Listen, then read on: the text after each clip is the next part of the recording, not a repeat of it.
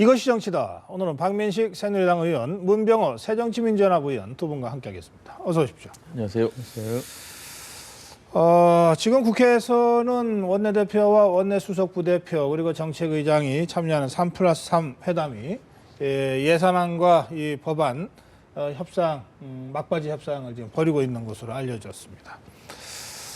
김무성 대표가 오늘 예산안과 노동개혁 5법을 연계 처리하겠다 이렇게 밝혔고 새정치민주연합에서는 강력하게 반발했는데 지금 상황 박민식 의원 어떻게? 지금 그 3+3 지금 현재의 상황은 제가 잘 알지는 못합니다만은 이제 어떻게 보면 좀 업보라고 할 수 있는 것이죠. 뭐냐면은 여태까지 과거에 특히 우리가 이제 예산 시즌 되면은 12월 31일 마지막 날까지 정말 국민들 한테 얼마나 안 좋은 모습 많이 보여줬습니까? 네.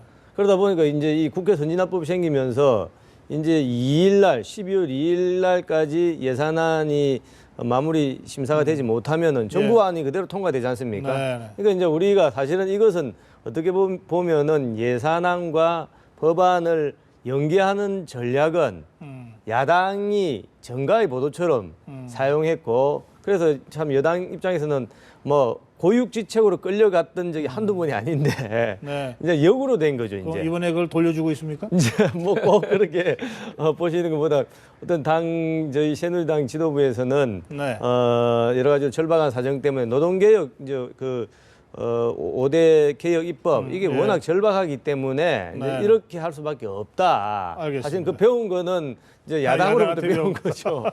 헤헤, 너무 아니 그래 여당이고 과반수 넘은 제1당이 너무 좀 치졸해요. 아니 지금 과반수라고 해도 과반수의 그런 힘이나 효과를 전혀 발휘하지 못하는 게 선진화법 아닙니까? 그래도 그저께 FTA 한중 FTA 통과시킬 때 분명히 그 법안과 예산을 연계하지 않겠다라고 약속을 했는데 하루 만에 약속을 어겼어요. 아니 저는 그 사정은 제가 잘 모릅니다만은 그래서 아까 이정걸 대표와 같이 있었는데 그 약속을 했는데 약속을 어기고 지금 노동 계약법하고 그다음에 예산을 지금 연계하겠다는 거 아닙니까? 그렇게 돼서 하루 만에 약속을 번복해서 지금 굉장히 화나 있고요. 아까 김무성 대표께서 사과를 하겠다고 전화를 하는 걸 들었습니다. 사과하셨는지 모르겠는데요. 그러니까는 약속을 번복한 데 대해서 사과하라고 새정치민주연합이 김무성 대표한테 요구하고 있는 거고 김무성 대표가 사과했는지는 아직 사과를 한다고 아까 전화 통화는 그렇게 한 걸로 알고 있는데 사과하면은 이제 그러면 법안 처리가 됩니까? 이거 안 되죠. 하여튼 지금 그건 안 되고 그거 너무하죠. 그렇지 않아도 예산에 대해서 지금 야당 의견도 별로 안 들어주고 한 TK 예산이 영남 예산이 가져가고 있으면서 그것마저 야당 요구한 조그마한 것마저도 지금 들어주지 않고 또 법안과 연계하고 하겠다는 것은 너무 지금 너무 짭니다. 여당이. 아니 우리 문병호 의원님하고는 오늘도 벌써 몇 번째 지금 회의장에서 마주치고 했는데 우리 워낙 합리적이신 분이지만은 방금 말씀하신 건 좀 과하신 것 같아요. 그동안 야당의 그런 행태나 여러 가지 국민들이 다 보시고 계셨는데 이번에 지금 당 지도부 사이에 어떤 약속이 있었는지는 제가 정확히 그 맥락을 알지 못합니다만은 어떻든 중 FTA 비준 동의안 처리하는 그런 정신으로 내일까지 여야가 빨리 합의해서 잘 이렇게 마무리할 수 있도록. 그리고 국회에서 개혁 법안에 대해서도 자꾸 그러니까 끝까지 발목 잡으려고 하니까. 그래도 소수당하고 다수당하고 다르죠. 소수당이 조금 하는 거는 이해할 수 있는 거 아닙니까? 새누리당도 소수당 야당 시절에 얼마나 많이 그러니까 제가 아십니까? 그때는 선진화법이 없었죠. 지금은 선진화법이 있기 때문에 오히려 소수의 독과점 체제예요. 소수가 다수를 압도하는 게 이게 선진화법의 지금 문제점 아니겠습니까? 예산안에서는 제가 지금 완전히 모든 무기를 다 잃었습니다. 자동 상정이 돼버려가지고요. 그 예산안과 지금 김무성 대표가 노동개혁 5법 연계 처리하겠다고 했는데 사실은 박근혜 대통령이 그동안 강조해왔던 경제활성화법 있잖아요. 그거는 그러면 여야가 합의가 된 겁니까? 오늘 얘기가 안 나오는 거 보면? 그러니까 저 뭐죠 예, 관광 활성화법, 관광기능법, 예, 그거는 뭐 저희 지도부에서는 예, 서비스 활성화법, 저희 지도부에서는 뭐 그거에 대해서 크게 뭐 좀 반대하는 입장은 아닙니다. 그것이 뭐 사실 경제 활성화하는 법이라고 생각지도 않지만은 그건 뭐 사실 뭐 그렇게 우리 야당이 크게 비중을 두는 법안 아니거든요. 예, 그렇습니다. 상임위에서 지금 반대가 있습니다. 노동5법이 지금 노동5법은 큰 쟁점이죠. 예, 그건 행점이죠. 그건 큰 거죠. 예, 알겠습니다. 그럼 이게 이 노동법이 처리될지 안 될지는 아직은 불투명한 거네요. 지금 그렇죠. 야당의 반대 입장이 분명한 걸로 봐서. 예, 노동관계법은 저희가 쉽게 해줄 수가 없죠. 그건 큰 주제고요. 우리나라 수백만 수천만의 노동자들의 권익이 그러면 혹시 이게 달린 문제인데 12월 5일 날 예정되어 있는 2차 민중걸기 이런 것도 지금 새정치민주연합 입장에서는 고려하지 않을 수 없는 그런 상황입니까? 글쎄 물론 저희 야당에서 그런 민중들의 외침을 저희가 당연히 잘 경청해야죠. 예. 근데 다만 이제 폭력적인 부분은 좀 저희가 자제하면 좋겠다는 입장을 밝혔고요. 예. 당연히 뭐 지금 노동 현장이나 또 삶의 현장에서 국민들이 지금 못 살겠다고 아우성치는 거 아니겠습니까? 네. 그런 부분에 대해서 우리 야당이 정말 치열하게 고민하고 그 입장을 대변하기 위해서 노력하고 있습니다. 예. 아니 제가 아까 환노위에 계신 우리 의원들한테 들어보니까 사실은 그 노동개혁 법안에 대해서 95%는 전부 노동자들을 위한 내용이다. 여야가 다 동감이랍니다. 오히려 저도 깜짝 놀랐는데 오히려 대기업들이 사실은 이거 통과돼도 별 실속이 없다. 이렇게 이야기를 하더라고요.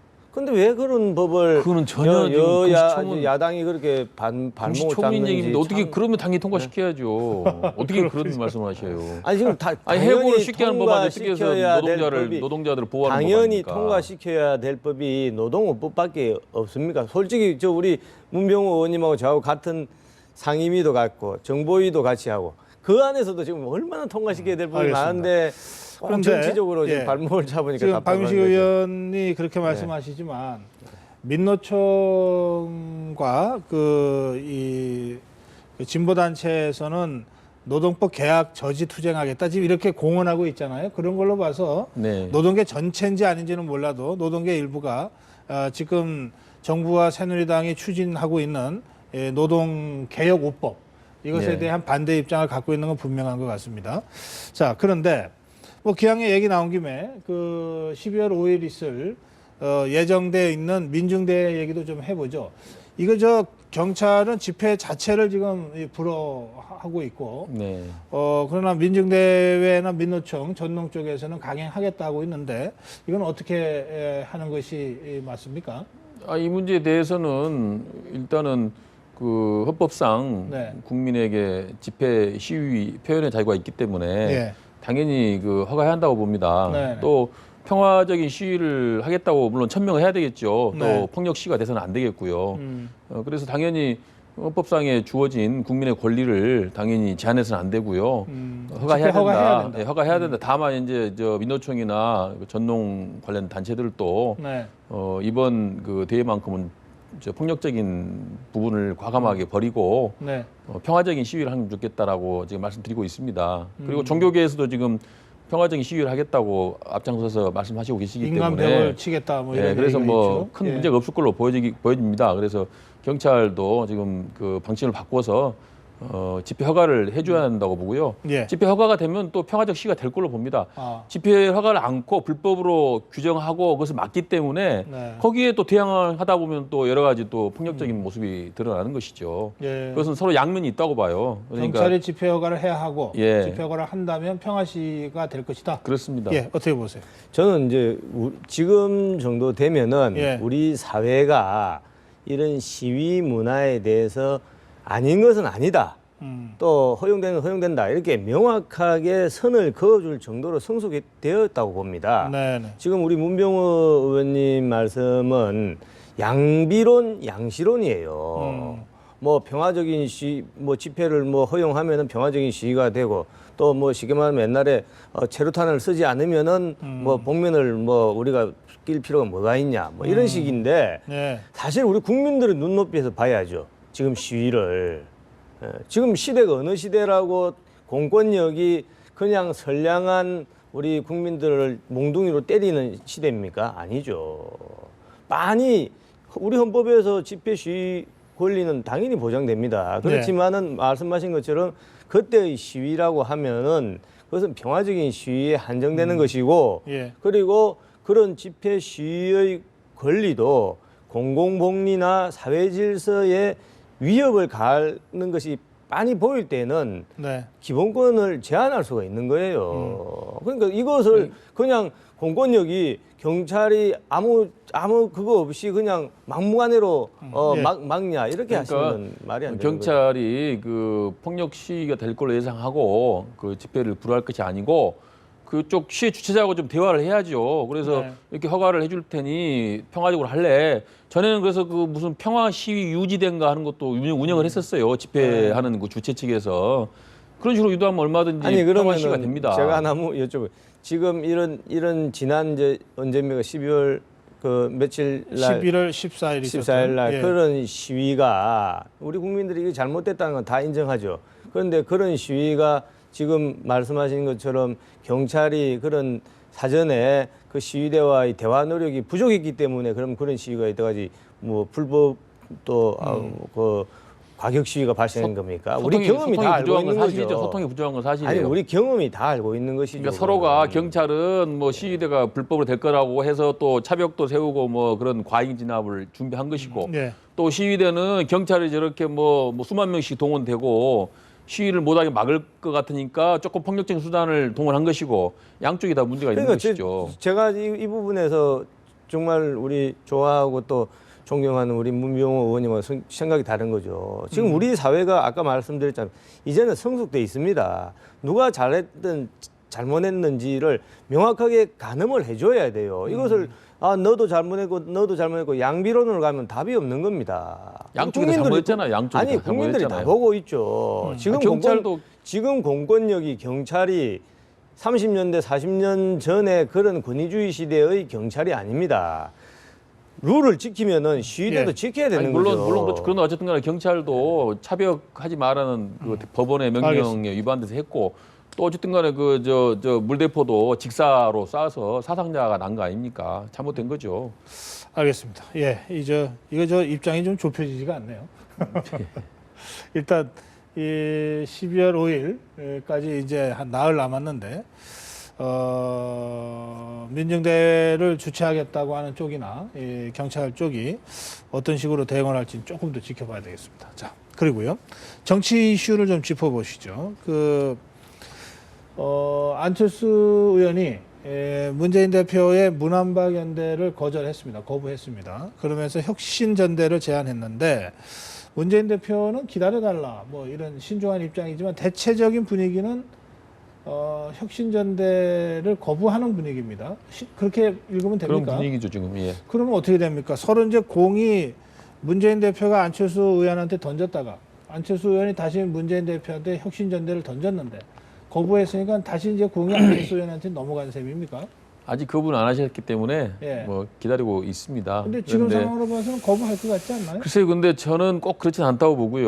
뭐 사실 지금 이 문제는 무슨 당권 싸움의 문제도 아니고 예. 내년 총선에서 우리 당이 승리하느냐 아니냐 네. 그런 문제인데 지금 우리 당이 제가 볼 때는 리더십도 많이 지금 훼손이 됐고 네. 그리고 당에 에너지가 없습니다. 에너지가 뭘 돌파를 하고 힘있게 나갈 수 있는 에너지가 없기 때문에 네. 이 에너지를 채우려면은 결국은 당원과 국민들이 채워줘야 됩니다.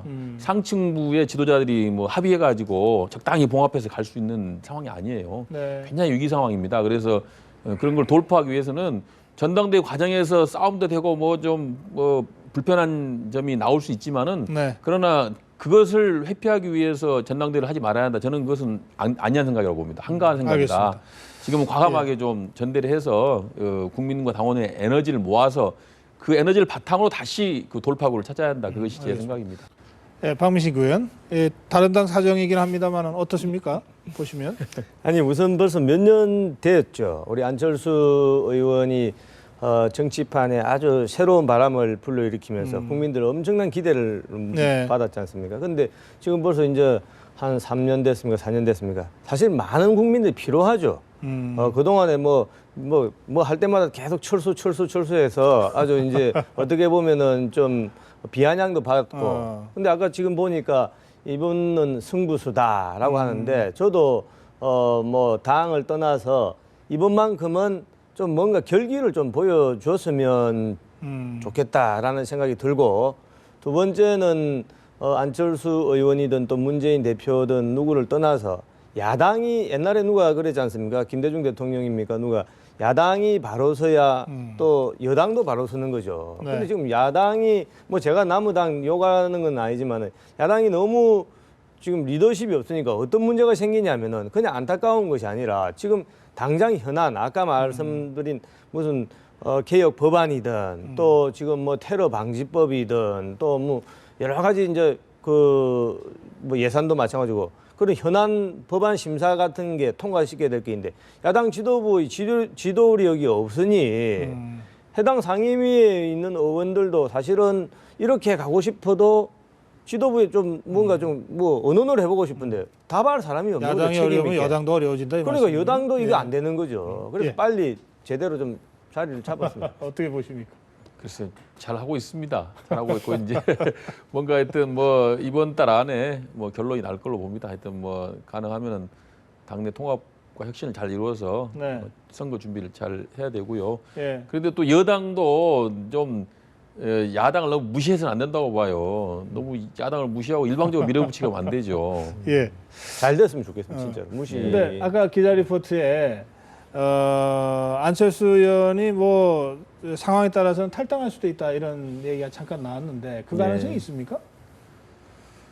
그래서 일단 뭐 저 당내에서 혁신과 통합을 잘 실천할 수 있으면은 네. 뭐 당내에 남아서 노력을 하겠지만은 뭐 당내가 꽉 막혀가지고 뭐 혁신도 할 수 없고 네. 통합도 할 수 없는 그런 정말 막바지에 놓이게 된다면은 네. 뭐 새로운 흐름을 선택할 수도 있다고 봐야죠. 전혀 가능성이 배제할 있다. 수는 없다. 그러면- 아직 현실화할 수 있는 건 아닌데요. 예. 예, 그럼 문병호 의원 이끌고 있는 그 민진모, 예, 예, 민주당 집권을 위한 모임인가요? 네네. 예.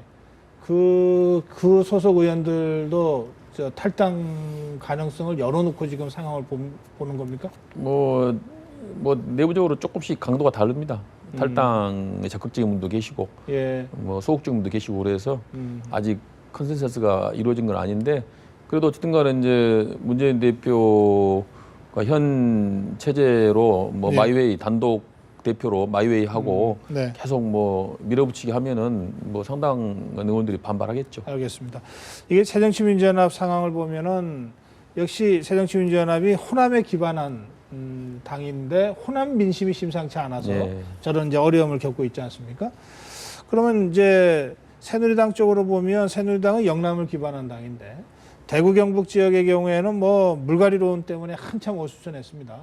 그리고 지난주에 고 김영삼 전 대통령 서거 후 또 PK 민심이 또 어떻게 변하는지도 여러 가지로 좀 주목해야 될 대목인데 박민식 의원이 또 부산시당 위원장 맡고 계십니다. 부산 민심, PK 민심은 어떻습니까?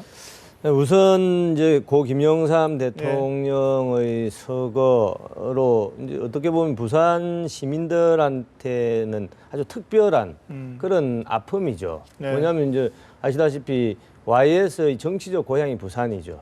그런데 그동안 그 YS에 대한 평가가 너무 야박했던 거죠. 예. 아니 전두환 대통령이 3%인데 김영삼 대통령이 1%밖에 안 돼요. 그런 조사들이 있었죠. 예. 아니 그것은 누가 보더라도 잘못된 것이다. 그러면 왜 그런 결과가 나왔느냐라고 하면은 거슬러 올라가면 1997년도 대선 국면에서 뭐 당시에 이제 김영삼 대통령이 퇴임하고 김대중 대통령과 이회창 후보 이렇게 같이 붙었지 않습니까? 이럴 때 야당들이 IMF 환란의 절대 책임은 오로지 김영삼한테 있다. 이렇게 덮어 씌운 겁니다. 그 낙인이 찍혀서 그 이후에 김대중 정권 5년 또 노무현 정권 5년 10년 동안 회복할 수가 없었던 거죠. 그런 데 대한 아주 그 안타까운 정서가 예. PK 부산, 경남, 울산 지역에 상당히 이제 애틋하게 이번에 네. 다시 이렇게 살아났다. 아, 그래서 이제 예. 김영삼 대통령에 대한 재평가 작업은 비단, 부산, 울산, 경남, PK 지역을 넘어서 우리 정치 역사에 대한 지금 말해서 좀 새로운 그리고 공정한 그런 그 작업 같은 게 알겠습니다. 있어야 된다고 많이 알겠습니다. 예. 뭐 재평가 움직임이 상당히 활발하게 이루어질 것 같습니다. 자, 그렇고 이제 새정치민주연합의 김성곤 의원, 호남 지역의 4선 의원인데요. 호남에서는 불출마하겠다 이렇게 선언했죠. 예. 그러니까 아예 불출마를 선언한 건 아니고 다른 지역, 더 어려운 지역에서 출마하겠다 이런 뜻으로 일단 저한테는 읽힙니다. 네네. 그렇게 봐도 되는 거죠? 예, 그렇습니다. 그런가 하면 새누리당의 김용태 의원이 김무성 대표를 비롯해서 정부 장관을 지냈거나 청와대에서 수석을 지냈거나 뭐 하여튼 이런 사람들은 좀 어려운 곳에 출마해라. 어려운 곳이라고 하면 뭐 서울 같으면 강북 지역이라든지 뭐 이런 지역을 뜻할 것 같습니다.